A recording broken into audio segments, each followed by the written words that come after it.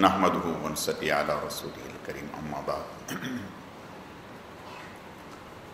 الحمدللہ اللہ تعالیٰ کے فضل و کرم سے تراویح میں ہمارے 20 پارے مکمل ہو گئے۔ 20ویں پارے میں پہلی سورت نمل ہے۔ سورت نمل کو نمل اس لیے کہتے ہیں کہ اس میں اللہ پاک نے چیونٹی کا ذکر کیا ہے۔ حضرت سلیمان علیہ الصلوۃ والتسلیم کا اس صورت میں اللہ پاک نے تفصیل سے ذکر کیا ہے۔ اللہ پاک نے حضرت سلیمان علیہ السلام کو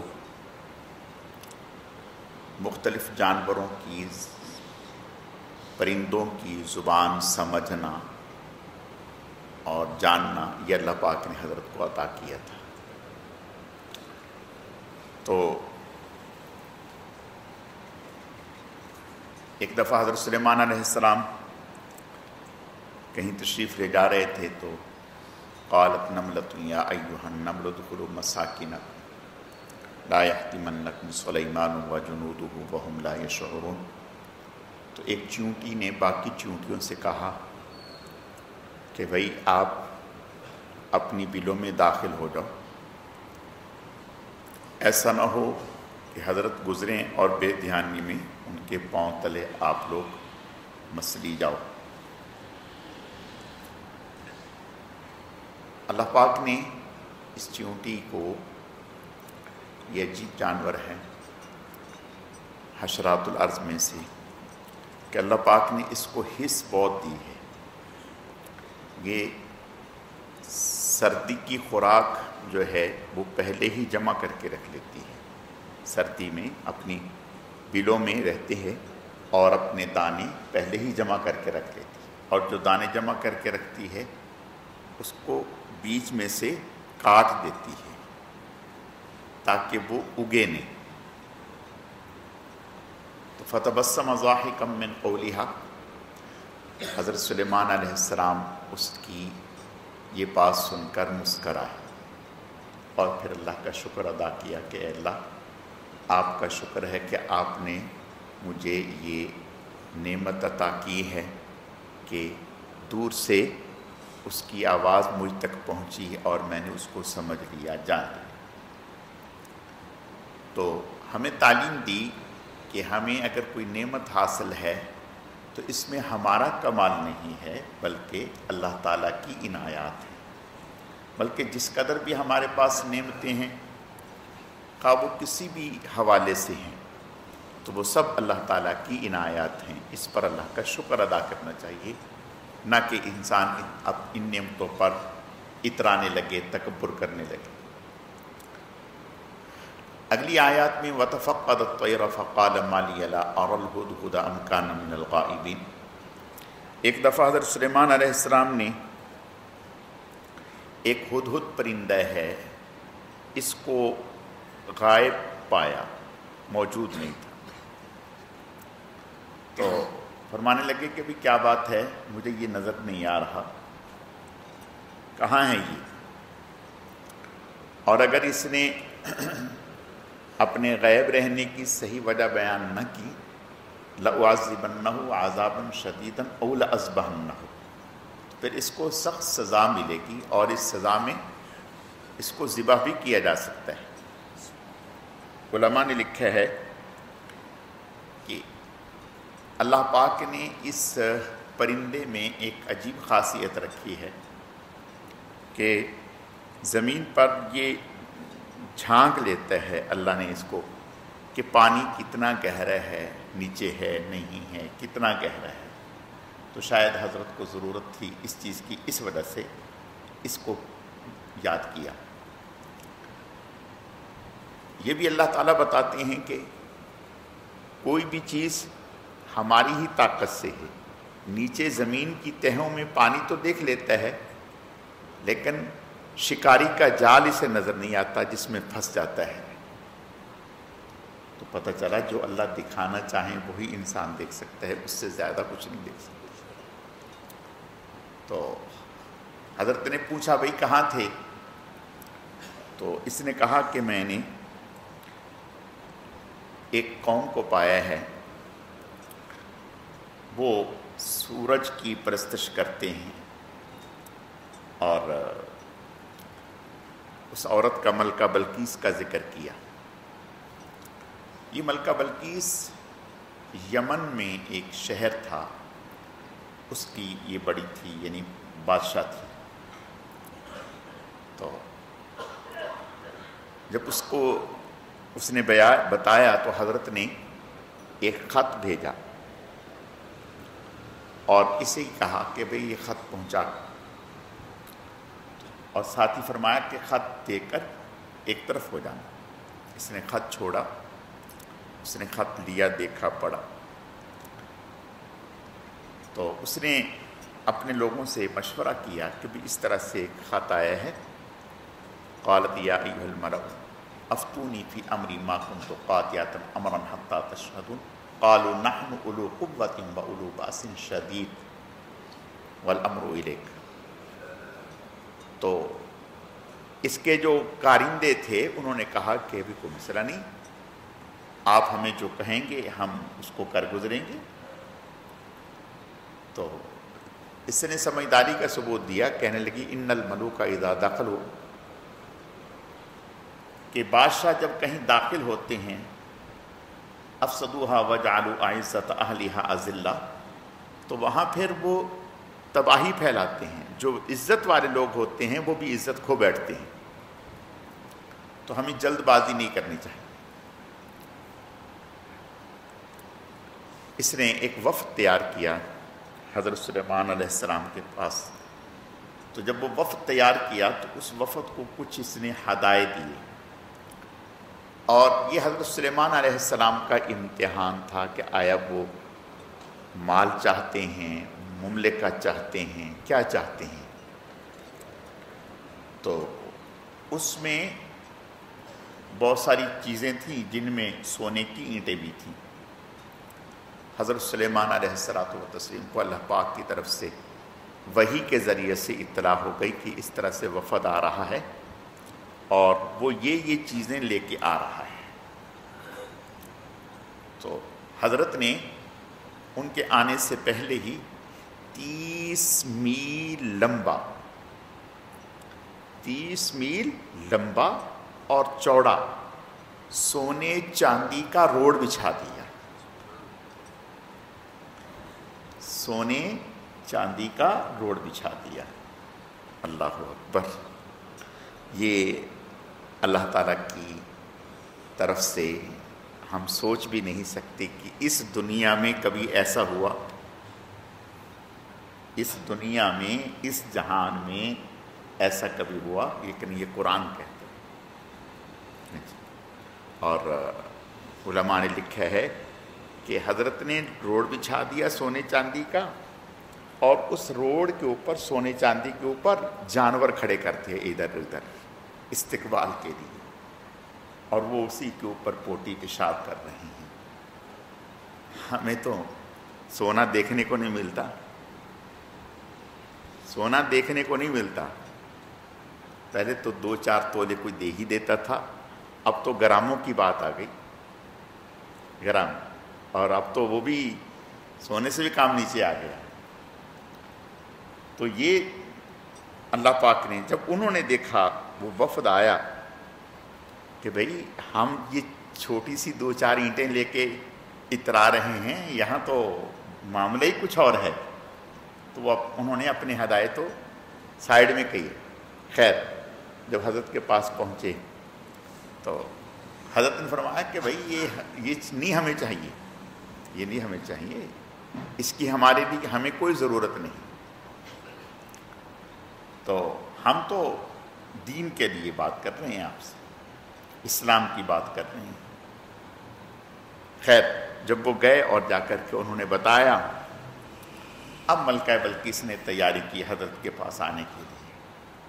جب اس نے تیاری کی تو بہت بڑا لشکر لے کر کے وہ حضرت کے پاس آئی، بہت بڑا لشکر لے کر، اور 3 میل کے فاصلے پر تھی وہ حضرت سے، کم و بیش 3 میل کے فاصلے پر، کہ حضرت نے دور سے دیکھا تو پتہ چلا کہ ایک بہت بڑا لشکر آ رہا ہے اور ملکہ بلقیس آ رہی ہے۔ تو حضرت نے حکم فرمایا کہ بھئی جو لوگ سامنے بیٹھے تھے کہ کوئی ایسا ہے کہ جو اس کا تخت لے کے آئے، اور اس کا تخت جو ہے وہ 80 ہاتھ لمبا تھا، 40 ہاتھ چوڑا تھا اور 30 ہاتھ اونچا تھا، یعنی ایسا تخت تھا اس کا، اور بہت یعنی ہیرے جواہرات اس کے اوپر لگے ہوئے تھے۔ تو حضرت نے فرمایا کہ اس کا تخت یہاں لے کے آئیں۔ تو ایک نے کہا کہ حضرت میں لے کے آتا ہوں۔ فرمایا کیا کتنی دیر لگاؤ گے؟ کہا کہ حضرت اس مجلس کے آپ کے اٹھنے سے پہلے فرمایا نہیں، اس سے بھی جلدی۔ قال الذي عنده علم من الكتاب انا آتيك به قبل ان يرتد اليك طرفك۔ ایک اور تھے جن کو اللہ پاک نے کتاب کا علم دیا تھا، انہوں نے کہا حضرت میں۔ حضرت نے فرمایا کتنی دیر لگاؤ گے؟ کہا کہ آنکھ بند کر کے کھولیں گے تو تخت سامنے ہوگا۔ اللہ اکبر، اللہ اکبر۔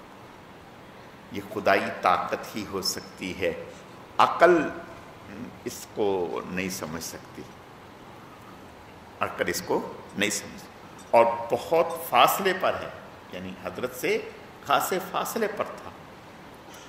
ایسا ہی ہوا۔ علماء نے لکھا ہے کہ اللہ پاک نے انہیں اسم اعظم کا علم دیا تھا، انہوں نے اسم اعظم پڑھ کر کے دعا کی تو اللہ پاک نے یہ معجزہ ظاہر فرمایا اور کرامت ہوئی کہ فوراً وہ تخت سامنے آ گیا، اور حضرت نے فرمایا کہ اس کے پہنچنے سے پہلے اس کے یہاں پہنچنے سے پہلے اس کی تھوڑی سی وہ ہو جائے، ریپیئرنگ سی ہو جائے، اس کو تھوڑا سا نیا بنا دیا جائے۔ اب وہ اس کو چند منٹوں میں ہی اس کو ایک نیا سا بنا دیا، اس کا لک چینج کر دیا۔ اب اور پھر اس کے بعد زمین میں ایک شیشے کا ایسا بنا دیا فرش سا کہ جس میں پانی اور صاف شیشہ، اور اس میں مچھلیاں اور یہ دیگر۔ جب وہ آئی تو حضرت نے فرمایا دیکھو ذرا یہ جیسا آپ کہیں ویسے ہی ہے؟ سمجھ گئی۔ پھر حضرت کہنے لگی میں تو پہلے ہی دل سے آپ کو مان چکی ہوں، میں تو پہلے ہی دل سے معترف ہو چکی ہوں۔ پھر فرمایا کہ تشریف لے چلیں آگے۔ جب آگے جانے لگی تو اس نے سمجھا کہ پانی ہے اور پانی سے گزر کر کے جانا ہے، تو اس نے اپنے شلوار کو یہ جو بھی پہنا ہوا تھا اس کو اوپر کیا اور اس پنڈلیاں ظاہر ہوئیں تاکہ پانی میں نہ بھیگیں۔ تو حضرت نے فرمایا کہ اس کے اٹھانے کی ضرورت نہیں، یہ تو فرش ہے شیشے کا۔ اللہ اکبر۔ کہنے لگی قالت رب انی ظلمت نفسی واسلمت مع سلیمان للہ رب العالمین، میں سلیمان کے رب پر ایمان لے آئی۔ اللہ پاک نے حضرت سلیمان علیہ السلام کو ایسی حکومت عطا فرمائی تھی، حضرت نے دعا کی تھی کہ اے اللہ مجھے ایسی حکومت عطا فرما کہ بعد میں جہان والوں میں سے ایسی حکومت کسی کو نہ ملی ہو۔ پوری روئے زمین پر اللہ نے پوری روئے زمین پر حضرت سلیمان علیہ السلام کی حکومت تھی، اور جہاز تو اب ایجاد ہوئے۔ حضرت جو ہے وہ ہوا پر تخت جو ہے وہ اڑ کے جاتا تھا، مہینوں کا سفر گھنٹوں میں کر لیتے تھے، مہینوں کا سفر گھنٹوں میں کر لیتے تھے، جہاں جانا ہوتا تھا چلے جاتے تھے، جہاں اترنا ہوتا تھا اتر جاتے تھے۔ اللہ پاک نے ایسی حکومت عطا کی تھی حضرت کو۔ اگلی آیت میں اللہ فرماتے امن خلق السماوات والارض وانزل لكم من السماء ماء، کہ زمین و آسمان کو کس نے پیدا کیا، تمہارے لیے زمین سے طرح طرح کی نعمتیں کس نے پیدا کی، اور فرمایا کہ یقیناً یہ اللہ نے پیدا کی۔ پھر آگے اللہ فرماتے ہیں امن یجیب المضطر اذا دعاه ویکشف السوء وَيَجْعَلُكُمْ خُلَفَاءَ الْأَرْضِ أَإِلَٰهٌ مَّعَ اللَّهِ، کون ہے جب تم پریشانی میں اور مصیبت میں پھنس جاتے ہو اور تمہارے لیے کوئی راستہ نہیں ہوتا، تو اس وقت تمہیں اس پریشانی سے نکالنے والا کون ہوتا ہے؟ تو فرمایا اللہ۔ اور یہ مشرک کافر جب کبھی کسی مصیبت میں پھنس جاتے اور دیکھتے کہ اب یہاں سے کوئی صورت نہیں ہے بچنے کی، تو اس وقت اللہ تعالیٰ کو خالص اللہ تعالیٰ کو پکارتے کہ اے اللہ آپ ہمیں یہاں سے نجات دیں، لئن انجیتنا من ہذہ لنکونن من الشاکرین، اگر آپ نے ہمیں یہاں سے نجات دے دی تو ہم آپ کا شکر گزار بن جائیں گے۔ فلما انجیناہم اذا ہم یبغون فی الارض بغیر الحق، اللہ فرماتے ہیں کہ جب ہم ان کو نجات دے دیتے تو پھر وہ غلط راستے پر چل پڑتے۔ تو اللہ فرماتے ہیں امن یجیب المضطر اذا دعا، کہ جب بھی کوئی مجبور انسان اللہ سے دعا کرتا ہے تو رب کریم اس کی دعا کو قبول فرماتے ہیں۔ آپ صلی اللہ علیہ وسلم کا ارشاد ہے، فرمایا کہ 3 لوگوں کی دعا کبھی رد نہیں ہوتی۔ 3 لوگوں کی دعا، ویسے تو بہت سارے لوگ ہیں لیکن اس موقع پر 3 لوگوں کا ذکر فرمایا، ویسے تو کئی سارے لوگ ہیں جن کی دعائیں اللہ پاک قبول فرماتے ہیں۔ ان میں سے ایک مظلوم آدمی جس کے ساتھ کوئی ظلم زیادتی ہوئی ہے، وہ جب اللہ کی بارگاہ میں دعا کرتا ہے، خواہ وہ کافر ہی کیوں نہ ہو، تو اللہ تعالیٰ اس کی دعا کو قبول کرتے ہیں اور اس کی مدد کرتے ہیں۔ دوسرا مسافر آدمی جو سفر میں ہے، حالت سفر میں ہے، وہ چونکہ بے یار و مددگار ہوتا ہے اور اس کا سفر میں کوئی نہیں ہوتا، تو وہ جب اللہ تعالیٰ سے دعا مانگتا ہے تو اللہ پاک اس کی دعا کو فوراً قبول فرماتے ہیں۔ اور تیسرا آپ صلی اللہ علیہ وسلم نے ارشاد فرمایا، والد اگر اولاد کے لیے کوئی بد دعا کرتا ہے تو فوراً قبول ہوتی ہے۔ والد یا والدہ اولاد کے لیے بد دعا کرتے ہیں تو فوراً قبول ہوتی ہے، اس لیے کہ ماں باپ کبھی اپنی اولاد کے لیے بد دعا کر نہیں سکتے، لیکن جب حد ہو جاتی ہے، حد سے آگے نکل جاتا ہے معاملہ، کلیجہ ان کا پھٹنے لگتا ہے، پھر ان کی زبان سے جب کلمات نکلتے ہیں تو بس پھر ان کی آہوزاری کو کوئی چیز نہیں روک سکتی۔ فرمایا کہ اللہ تعالیٰ ان لوگوں کی دعا قبول کرتے ہیں اور فوراً اس کو پورا کرتے ہیں، فوراً پورا کرتے ہیں۔ اس لیے انسان کو ہمیشہ اس بات کی کوشش کرنی چاہیے، ایک تو کسی کے ساتھ ظلم نہیں کرنا چاہیے۔ آپ صلی اللہ علیہ وسلم کا ارشاد ہے، فرمایا ظالم نہ بنو، مظلوم بنو، ظالم نہ بنو، مظلوم بنو۔ مظلوم کے ساتھ اللہ کی مدد ہے، ظالم کے ساتھ اللہ کی مدد نہیں ہے۔ اور دوسرا، ماں باپ سے دعائیں لینی چاہیے، ماں باپ سے دعائیں لینی چاہیے، ہنسی خوشی کسی بھی طرح سے ماں باپ کو پریشان نہیں کرنا چاہیے۔ حدیث شریف میں آتا ہے، علماء نے لکھا ہے کہ ماں باپ کا کبھی نام لے کر نہیں پکارنا چاہیے، ماں باپ کا کبھی نام لے کر نہیں پکارنا چاہیے۔ سو رہے ہوں تو ان کو جگانا نہیں چاہیے، ان کے سامنے اونچی آواز سے بولنا نہیں چاہیے، ان سے آگے نہیں چلنا چاہیے۔ کوئی چیز ہماری اگر انہیں پسند ہے تو آج خود آگے بڑھ کر ان سے انہیں ہدیہ پیش کر دینا چاہیے، انہیں اس طرح سے ان کے اوپر خرچ کرنا چاہیے کہ انہیں کہنے کی نوبت نہ آئے، مانگنے کی نوبت نہ آئے ہم سے۔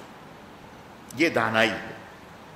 مثلاً ابا کا اکاؤنٹ نمبر لے لیا، ٹھیک ہے، ان کو کارڈ بنا کے دے دیا، اکاؤنٹ نمبر لے لیا، ان کے اکاؤنٹ میں پیسے ڈالتے رہیں، وہ اپنی مرضی سے، انہیں کبھی ہم سے کہنے کی نوبت ہی نہ آئے، مانگنے کی نوبت ہی نہ آئے۔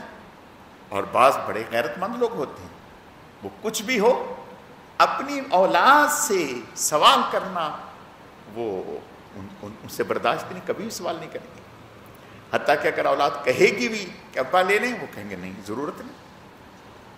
تو طریقہ یہ ہے، اس طرح سے، یا کبھی چپکے سے ان کی جیب میں ڈال دیں، ان کے تکیے کے نیچے رکھ دیں۔ تعلق ہو، محبت ہو تو 1000 طریقے ہیں دینے کا، دینا ہی نہ چاہیں تو پھر تو اللہ تعالیٰ ہماری حفاظت فرمائے. اصل تو اپنے اندر کی بات ہے کہ اندر میں کیا تڑپ ہے. حکیم الامت مولانا اشرف علی صاحب تھانوی رحمۃ اللہ علیہ، یہ بات میں اس پہ اگرچہ اس کا اس سے کوئی تعلق نہیں ہے لیکن سمجھنے کے لیے، حکیم الامت مولانا اشرف علی صاحب تھانوی رحمۃ اللہ علیہ اور غالباً مولانا خلیل احمد سہارنپوری رحمۃ اللہ علیہ، ایک اور بزرگ تھے، یہ بہاولپور تشریف لے آئے اور نواب بہاولپور نے ان تینوں کی دعوت کی. ان تینوں کی دعوت کی. جب ان تینوں کی دعوت کی تو دعوت کے بعد نواب بہاولپور نے تینوں کو ہدایے پیش کیے، تحائف پیش کیے. دو حضرات نے لے لیے، مولانا خلیل احمد سہارنپوری رحمۃ اللہ علیہ نے لے لیے، ایک اور جو بزرگ تھے انہوں نے لے لیے. حکیم الامت مولانا اشرف علی صاحب تھانوی رحمۃ اللہ علیہ نہیں لیے. انہوں نے کہا کہ بھئی میرے دل میں خیال آ گیا تھا کہ آپ ہمیں ہدیہ دیں گے. اب اگر دل میں یہ خیال ہو کہ بھئی یہ مجھے ہدیہ دے گا اور مجھے ہدیہ ملے گا تو یہ ایک طرح سے دل کا سوال ہوتا ہے جو کہ صحیح نہیں ہے، تو لہٰذا میں یہ ہدیہ قبول نہیں کرتا، آپ اپنا ہدیہ واپس رکھیں. انہوں نے کہا ٹھیک ہے، بہت اچھی بات ہے، کوئی حرج نہیں. اس نے ہدیہ لیے، رکھ لیے، نہیں زور نہیں لگایا کہ بھئی آپ یہ لیں. تینوں کو رخصت کر دیا. ٹرین پر جو ہے ٹکٹ پہلے سے طے تھے، اس ٹرین پر سوار کرا دیا. اور ادھر ان کے سوار ہونے سے پہلے جو نواب تھا اس نے اپنے نوکر سے کہا کہ آپ ان کے ٹرین پہ سوار ہو کر پہنچنے سے پہلے ہی آپ یہ ہدایے پکڑو، فلاں اسٹیشن پہ پہنچ جاؤ، وہاں گاڑی رکے گی، وہاں پہنچ کر حضرت کی خدمت میں پیش کر دینا اور حضرت کو کہنا کہ اب تو آپ کے دل میں کسی قسم کی کوئی بات نہیں نا، اور آ جانا. اچھا، اب حضرت یہاں سے مل کے سوار ہو کے چلے گئے. حضرت کے علم میں یہ ہے کہ انہوں نے ہدایہ ہم نے واپس کر دی، انہوں نے واپس لے بھی لیے.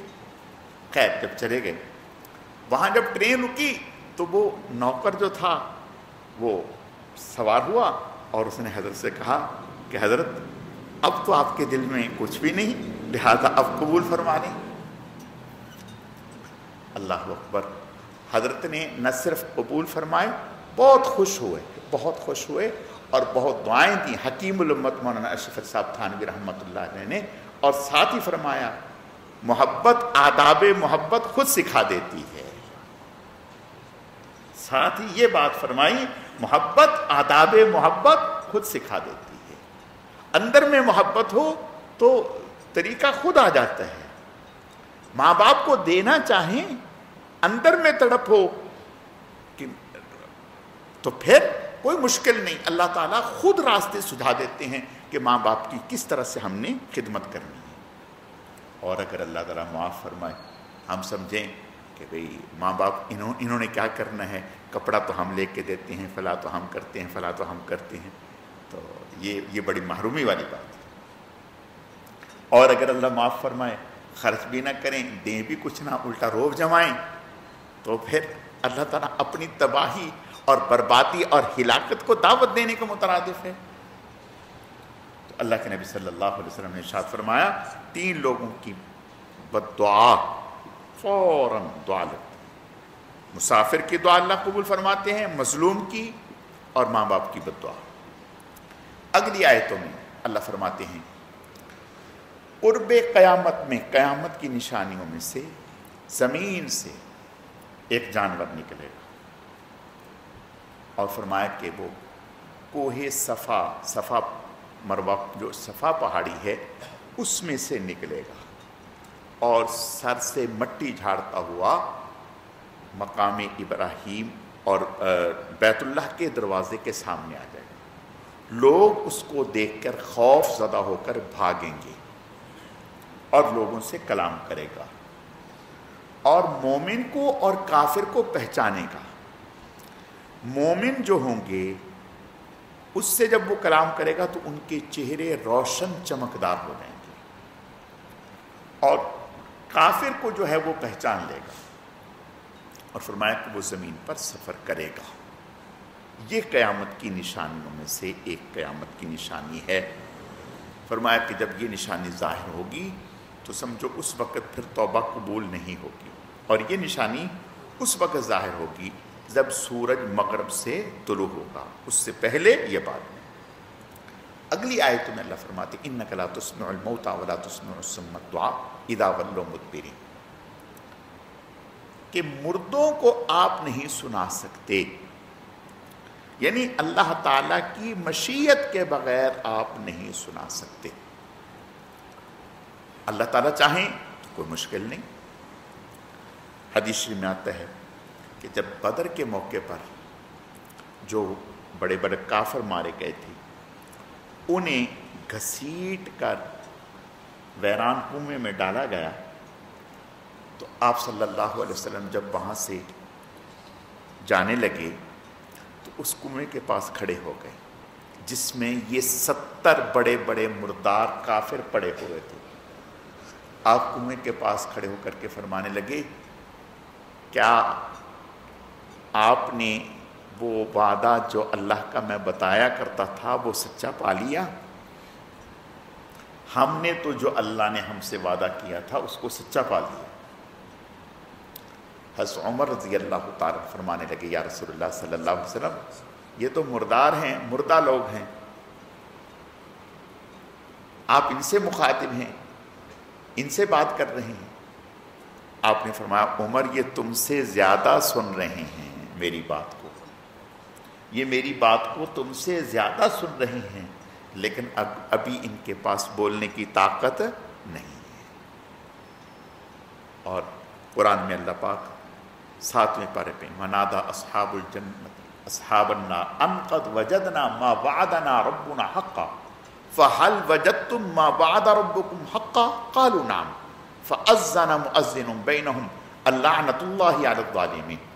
جنتی لوگ جہنم والے سے کہیں گے کہ جو اللہ پاک نے ہم سے وعدہ کیا تھا ہم نے اس کو سچا پایا، الحمدللہ، اللہ کے نبیوں نے جو ہمیں بتایا تھا، جو انعامات، جو نعمتیں وہ ہمیں مل گئیں۔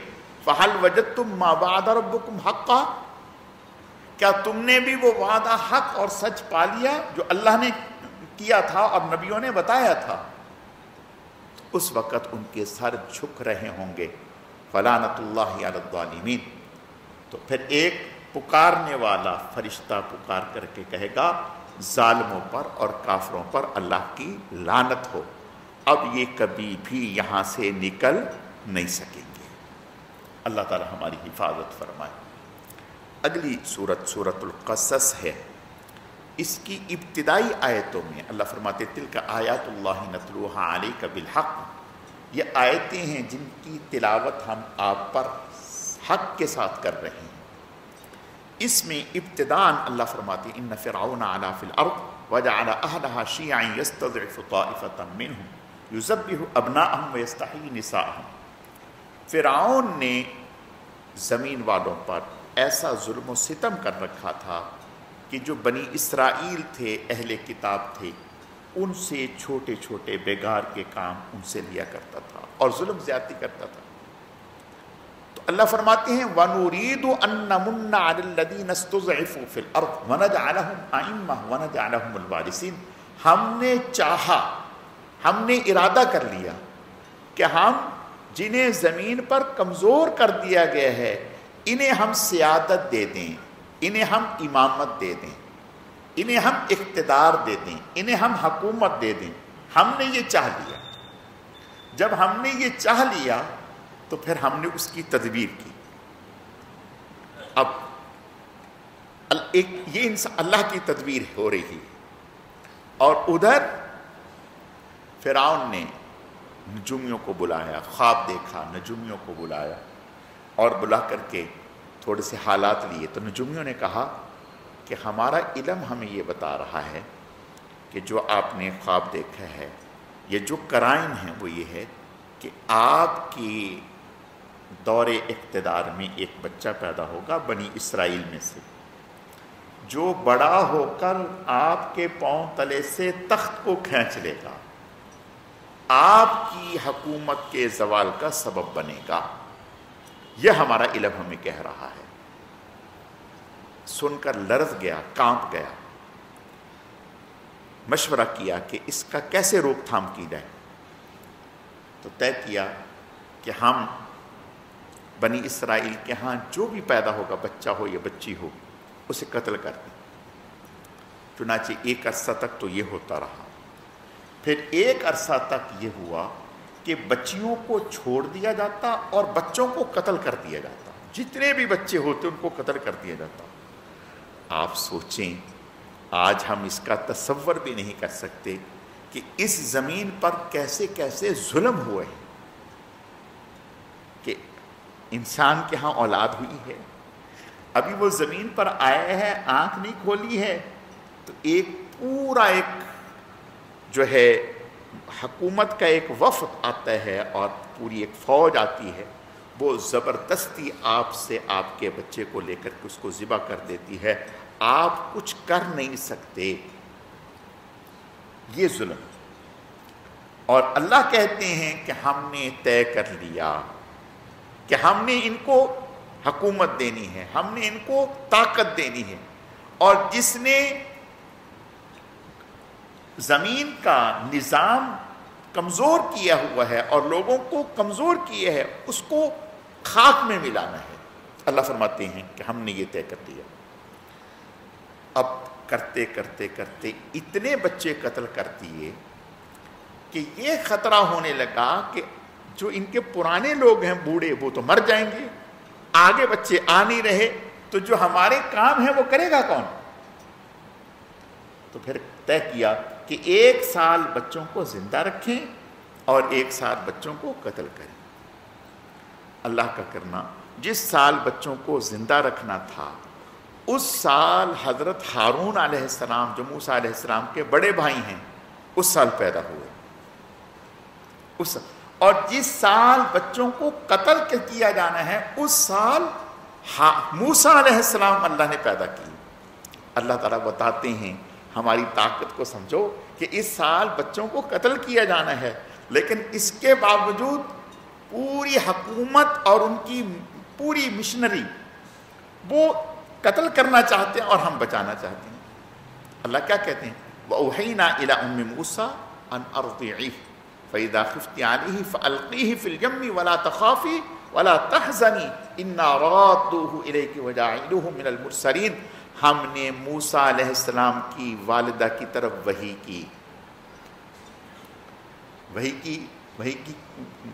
وحی کا یہاں وحی لغوی مراد ہے، یعنی اللہ نے ان کے دل کو اتنا مضبوط کر دیا، ان کے دل میں یہ بات ڈال دی کہ میں ایسا کروں، اور اس بات کو اتنا مضبوطی سے ڈالا کہ انہیں ذرہ برابر ایسا کرنے میں کوئی تردد نہیں ہوا۔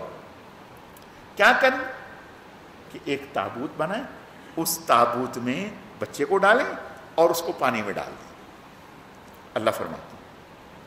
اور ساتھ ہی اللہ فرماتے ہیں کہ ہم نے انہیں یہ یقین دلایا اِنَّا رَادُّوهُ إِلَيْكَ، کہ اس بچے کو ہم آپ کی طرف لوٹائیں گے، اس بچے کو ہم آپ کی طرف لوٹائیں گے۔ اور ادھر انہوں نے جب یہ کیا تو ساتھ ہی موسیٰ علیہ السلام کی بہن کو کہا کہ بیٹا تم نہر کے سائیڈ میں چلتی جاؤ، دیکھو کہ اس باکس کا کیا ہوتا ہے۔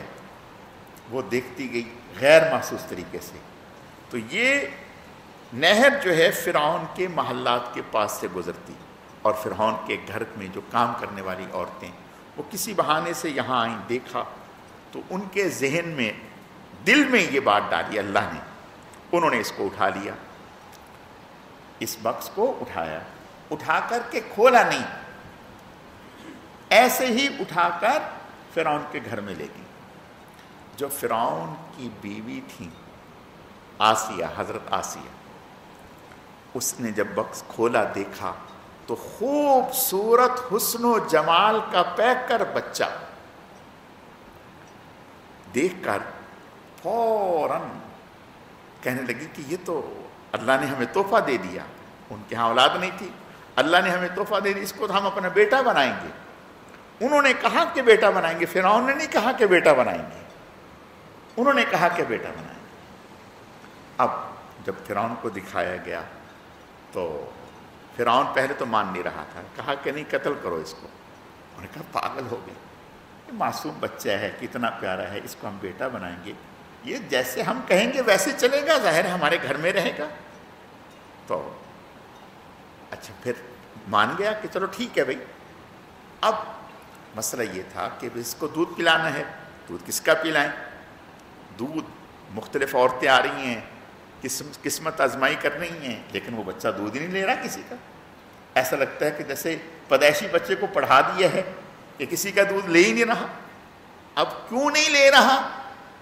اللہ اکبر، اللہ کہہ رہے ہیں کہ اس کے پیچھے ہماری قدرت کار فرما ہے، ہماری طاقت کار فرما ہے۔ وَحَرَّمْنَا عَلَيْهِ الْمَرَاضِعَ مِن قَبْلِ، ہم نے پہلے سے ان دودھ پلانے والی عورتوں کا دودھ اس بچے پر حرام کر دیا، تم پلا کے تو دکھاؤ۔ فَقَالَتْ هَلْ أَدُلُّكُمْ عَلَىٰ أَهْلٍ، کہنے لگی کہ کوئی ایسی کوئی عورت بتاؤ بھائی کہ جو اس کو دودھ پلائے گی کسی۔ تو جب یہ بات پھیلی تو وہ بچی گئی، اس نے کہا کہ بھائی ہمارے محلے میں بھی ایک عورت ہے جو دودھ پلاتی ہے، اس دیکھ لو۔ کہا بلاؤ۔ حضرت موسیٰ علیہ السلام کی والدہ کو بلایا، دودھ دیا تو فوراً بچے نے دودھ پکڑ لیا، بڑے خوش، کہنے لگے کہ ایسا ہے کہ اب آپ ہمارے گھر میں رہیں اور ہم آپ کو معاوضہ بھی دیں گے اور دودھ پلائیں۔ کہا واہ بھائی واہ، اتنی فارغ نہیں ہوں کہ میں تمہارے گھر میں، ہاں میں اپنے گھر میں ہی رہوں گی، تو اگر چاہتے ہیں تو ٹھیک ہے بچے کو لے جاتی ہوں۔